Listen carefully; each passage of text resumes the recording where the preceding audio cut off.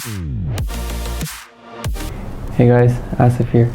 This year's WWDC event has wrapped up and a lot of interesting announcements were made. In this video, I will be going over the major updates coming to iOS 14. So let's get right to it. Okay, so starting off with widgets. In iOS 14, you can finally put widgets on your home screen. Yep, you heard me right. After what, like 10 years, Apple has decided that finally users should be able to put widgets on their home screen, like some certain other OS. To get the widget on your home screen, simply long press and drop it from the Today view to the home screen. Or you could also go into jiggle mode, as Craig Federighi likes to call it, and tap on the plus button on the top left and then add widgets. These widgets will come in different sizes, so you can choose exactly the one you need. Just tap on a widget to check out all its different sizes. But the coolest widget has to be the new Smart Stack that allows you to swipe through different widgets. You can customize your Smart Stack to show only the widgets you want.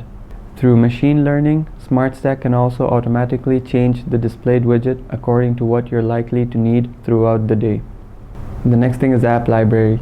So in iOS 14, all your apps will be organized in one place known as the App Library. Kinda like what the app drawer is for Android, but with a few tweaks, like apps being automatically organized into categories and a suggestions folder that uses device intelligence to predict apps that you could need. You'll find it at the end of your home screen pages. Once you're in the app library, you'll find apps that are automatically categorized in different folders and a scroll down navigation. The apps you use most in a category will be at the top. Just tap into a folder to see all the apps in that category. If you're not into that, just tap the search field to check out all the apps listed from A to Z. Also, you can now hide home screen pages by going into jiggle mode, then tapping the dots at the bottom and unselect the pages you want to hide. As part of Compact UI, phone calls and FaceTime calls finally don't take up the whole screen anymore. Once you get a call, it just shows up as a banner at the top, which you can swipe away as well. Siri has been redesigned too, so now when you trigger Siri, there is a tiny animation at the bottom and the result will show up as a compact notification at the top of the screen. Siri apparently has 20 times more facts now, so hopefully it will be useful for once. And then we also got to see picture in picture. You can now keep watching videos or talking on a FaceTime call while using other apps. It finally feels like you can multitask on an iPhone now. You can move the screen anywhere you want and pinch it to resize. You can also swipe it to either side to hide the video and listen to the audio instead. The picture-in-picture mode has controls on its screen to close or get back to full screen, play pause, and forward rewind. So next up is App Clip.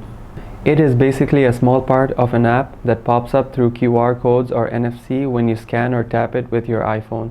It focuses on a specific thing to help with things like renting a bike, paying for parking, or ordering food without having to download the actual app itself. App clips allow you to sign in with Apple and pay through Apple Pay. These clips are small in size, so they launch quickly too. And then moving on to messages. From iOS 14, you'll be able to pin conversations in messages so that they stay at the top. And for those pinned conversations, you'll be able to see animations for incoming messages. Group chats also got a few new updates. Inline replies are now added to group chats, so you can reply directly to a specific message and view all the replies in its own thread. And then you can use mentions to direct a message to someone by writing their name. There's also a new option to notify you only when you're mentioned in a group chat. And lastly, there's Memoji with over 20 new looks to include new age options, face coverings, hair and headwear styles. Maps also got some new updates. In case you are looking for places to eat, shop and explore, the new guides will provide you with just that. In addition, Maps will now support cycling directions to give you directions using bike lanes and roads while providing you with elevation, stairs and other information. And then there's EV routing. After letting Maps know the type of electric car you have, it can track the charge of your car and automatically add compatible charging stations along the way. So no more stressing over running out of car battery because, everyone's worried about that. Talking about cars, we also got to see some new features related to CarPlay.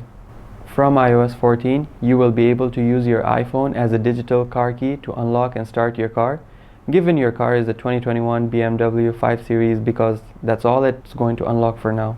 You can also share your digital car key with others. And CarPlay basically got updated with some new wallpapers and apps as well. On the topic of apps, there's actually a new app coming to iOS 14 called Translate. Now, the neat feature about this app is that it automatically detects the language spoken. It also works offline, so that's amazing.